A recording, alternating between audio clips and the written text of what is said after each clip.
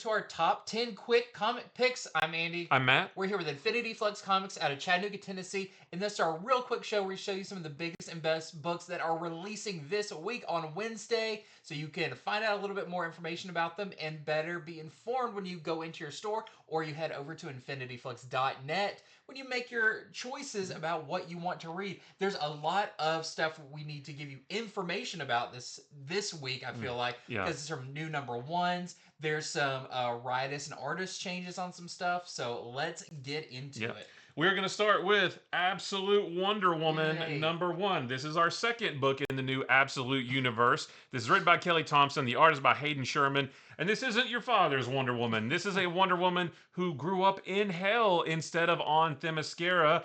She grew up with only the one person raising her as a mother instead of a whole island full of Amazons. She's a magic user, but she is still a bit of a warrior, and she helps defend the town of Gateway City from these giant monsters. We don't really know what they are yet, but this is a good introduction into this new Wonder Woman. We get a peek at her backstory, what makes her different, both in her origin and how she is now. She's got some cool weapons. This is just another awesome book in the Absolute universe. I highly recommend it. And for anyone who purchases this, either in store or online, you get the next of the Justice League membership cards, and this is the blank one.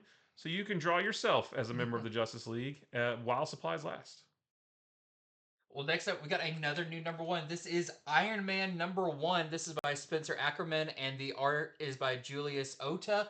And this one's really interesting. So, Iron Man has, after all the crazy stuff that happened during the Krakoa stuff and all of that, he's back. He's got Stark Industries again. Well, not for that long, because some stuff is going down with the board. It looks like they may sell Stark Industries to some not so great people. Meanwhile, as Iron Man is going around checking on stuff, his armors mysteriously stop working. That results in a pretty serious injury for Tony Stark. And how is all of this stuff related and wrapped up? And we do find out why he has to make the low-tech suit that he's going to have in future issues. He doesn't have it quite yet in this one, but this is building up to be a very dark and pretty rough story for Tony Stark. Well, next we've got Superman #19. This is the first issue of Superman in the new All-In era. I will go ahead and say this is one of the best single issues I've read all year. This book is fantastic. In this issue, Lois has powers very similar to Superman, but we don't know how she has those yet. We're not supposed to know yet. We will learn that in December. But we see Lois and Superman respond to an attack by the Atomic Skull. They wrap that up only to then be confronted by Doomsday, who has returned from hell in one of the coolest double page splashes I've ever seen. But there's another being behind it all. We do find out who that is, but we don't know why. There's a lot of questions there. The art, the action, the storytelling that's being set up, this truly is a wonderful time to be a Superman fan, and this issue is amazing. Next up, I've got another new one from DC. This is DC Horror Presents #1. This is going to be a 4-issue miniseries just in time for Halloween. And what's cool about this is it is a horror anthology, like we have a lot of going on now. But this does take place within the DC universe with the DC universe characters. Maybe not in current canon, but you do get some pretty interesting stuff here. So this one has 2 stories in it. The first one is about a woman whose husband jumps from a tall building, and she thinks that she may be able to save him in some pretty messed up ways, and you'll find out how that's tied in with the DC universe when you read it. The second one is about Wonder Woman on Themyscira, where every night for 3 nights, a one of the Amazonians has been found like brutally murdered and everything.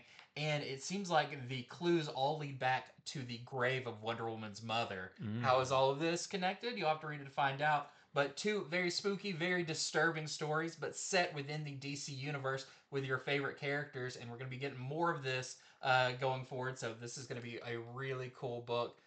So there is DC Horror Presents. Well, next up we have The Sacred Damned #1. This is the second book in the Horizon experiment. This is about it's centered around a college student named Kyle everything is going great for him. He's a football star who's being recruited by the NFL. He's getting straight A's in all his classes. His relationship with his girlfriend is stronger than ever until he starts gaining a lot of weight because he's eating in his sleep and he can't stop. And he discovers more and more waking up in places, strange places, and he's eaten some pretty gruesome things.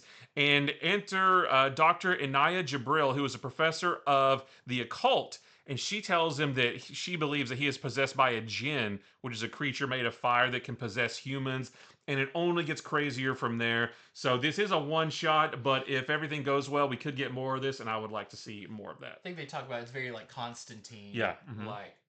Okay, next up I have TMNT Teenage Mutant Ninja Turtles #3. This is our issue focused on Leonardo with the art by Cliff Chiang in this one, and this is a fantastic issue as Leonardo basically wants to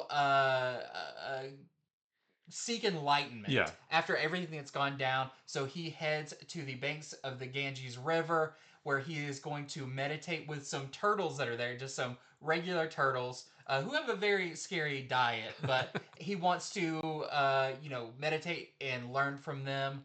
But he ends up learning some other lessons when some poachers come by to get the turtles, and he truly finds out what he believes his destiny is protecting these turtles. This is a great issue, and this leads. I feel like the next issue, which is Donatello, you're gonna see all of the turtles back Yeah. together, kicking butt. It's gonna be awesome. But this was a fantastic issue. Can't recommend this series enough. Yep. Well, next we have Green Lantern Dark #1, and this is an Elseworlds title. It's set in a world where the world's heroes tried and failed to stop a cataclysmic event. Now the world is shrouded in darkness. There is a hero of legend, the Green Lantern, who is said to be the bringer of light that can turn all of this around. There's a young girl named Lunette who really believes in Green Lantern and wants her to help, but Green Lantern just kind of wants to be left alone and doesn't really want this big responsibility, but she's going to have to step up when Solomon Grundy starts raising people from the dead and sicking them on the living. Green Lantern's going to have to enter the fray and try to help out. So, very interesting and different take on Green Lantern, but definitely one worth checking out. Okay, next up we have Nightwing issue 119, but this is a new creative team on Nightwing of Dan Waters on writing and Dexter Soy on art, and this is awesome. This feels a little bit back to some more classic like early 2000s Nightwing. It's a bit darker, it's a bit more Gotham feeling, a little bit more Batman feeling. But in this, there is all these leaders of criminal organizations, but from something that happened, they all get killed, and now the gangs that were under them have started fighting with each other, blaming each other in Bloodhaven. And Nightwing comes in and maybe has a different kind of deal proposed to them to get them to stop fighting and also to figure out who is behind it. But it sounds really interesting, and there's something with a new company moving in Mm. to Bloodhaven that could spell a lot of danger for the superhero community. So this was really fun. It does feel a little bit more on the Batman side of things. You could see Batman easily in this role that Nightwing takes on in this one, but I loved it. Dexter Soy's art is incredible in this. So great jumping on point for Nightwing. Last for me is The Moon is Following Us #2. Now, the first issue was amazing, but it did throw us right into the middle of this fantastical story set in this fantasy world. This issue gives us all the information about how we got there in the first place. It tells us what happened to Penny, which is the little girl at the center of the story, how her parents got into that fantasy world. I don't want to spoil it in case you haven't read the first one, but if you did read the first one and loved it, but were a little bit confused by the ending, this will catch you up, give you everything you need to know, and then it's onward from here. And lastly, for me, I've got Detective Comics number 1090, and this is a new creative team for Detective Comics. This is Tom Taylor and Mikkel Janin on art, and this is really cool. So this has a lot to do with Batman's past, or actually Thomas Wayne, his father, and a decision he made because of his ethics in the medical field that may have some ramifications for the modern day and what's going on with Batman. As someone is targeted young criminals in Gotham, like very young, like kids who are stealing from stuff and everything. And Batman feels slightly responsible for what happens to one of them. But how is this connected with his past? And even the origin of Batman is all wrapped up in one. When they talked about big swings for the DC Mm-hmm. All In, this feels like a big swing. Once you read it, you'll see what I mean. But this was a great one. So if you haven't been reading Batman, this or Detective Comics, this is a great Yeah. place to jump in and start on Detective. And that is it for our top 10 quick comic picks. Thank you so much for watching. There's so much more that we have to say coming up on our next show, including the variants for these books and so much more. So head on over to infinityflux.net. Right now, you can order these books. They are up there right now while supplies last. So if you want to get Absolute Wonder Woman, you know that's going to sell out almost immediately. Mm-hmm. And you want to get the blank card, the Justice League card, which is canonical to the story. That's That's the one right. Booster Gold saw in the Yep. future. You'll want to order fast now so you don't miss out on any of the good stuff. And I believe that is That's it. it. So until next time, See see ya.